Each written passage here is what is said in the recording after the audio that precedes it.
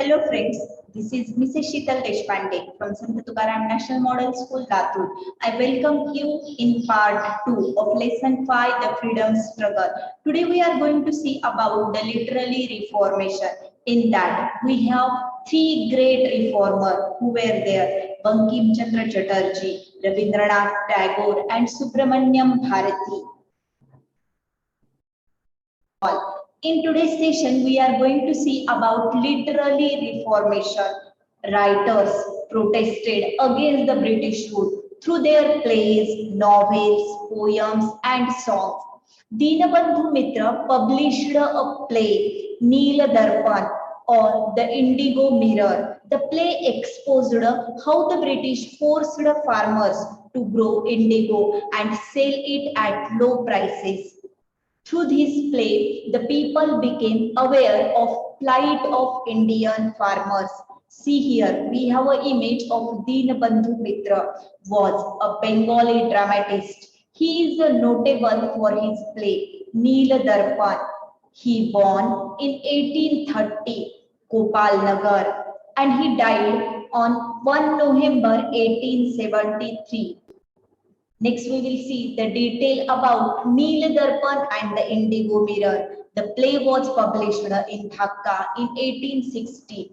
The play was essential to Neela Vidroha, better known as the Indigo Revolt of February March 1859 in Bengal, when farmers refused to sow indigo in their fields to protest against exploitative farming under the British Raj. This play was published. The author of this book was Dinabandhu Mitra, and originally it was written in Bengali language. Here we have some images which symbolize Neela Darpan.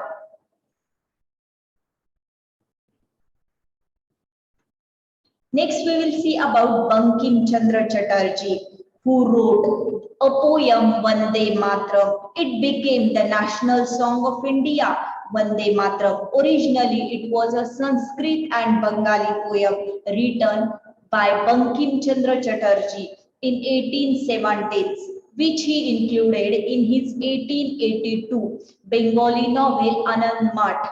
The poem was first sung by Rabindranath Tagore in 1896. It was adopted as a national song on 24th January 1950. Here we have the image of Bankim Chandra Chatterjee. Next, we will see about the Tagore.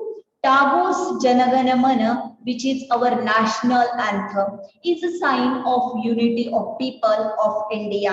Janagana Mana is the national anthem of India. It was originally composed as Bharato Bhagyo Badhita in Bengali by poet Rabindranath Tagore. It was first publicly sung on 27th December 1911 in Calcutta. Now it's Kolkata. Session of the Indian National Congress. The first stanza of the song, Bharato Bhagyo Badhita, was adopted by the Constituent Assembly of India as the national anthem on 24th January 1950. A formal rendition of national anthem takes approximately 52 seconds. Similarly, Subramanyam Bharati inspired the people of Tamil Nadu with patriotic songs in Tamil. Subramanyam Bharati, also known as Bharatiyar, he was born on 11th December 1882 and died on 11th September 1921, popularly known as Mahakavi. Bharati, the great poet Bharati. He was a pioneer of modern Tamil poetry and is considered one of the greatest Tamil literary figure of all time. His numerous works included fairy songs, kindling patriotism during the Indian independence movement.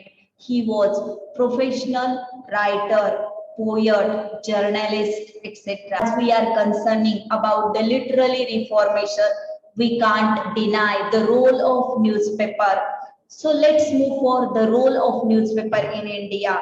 The British government punished the editors every time their newspapers and the magazines spoke against them. Yet it did not stop them from publishing articles against the British. The newspaper published during the British rule were intended to mass communication. The newspapers played an indispensable role in casting and developing the national awareness among the Indian mass. The development of the printing papers promoted the large scale cooperation of people in the nationalist movement of India. Thus, as the years went by, different people of the country made the freedom struggle stronger. So, my dear students, in this way, today we have covered about the literary reformation as concerned as we covered the role of Bankim Chandra Chatterjee, Rabindranath Tagore, Subramanyam Bharati, the role of newspaper. So next part of it we will continue in next session. Thank you very much. Have a nice day.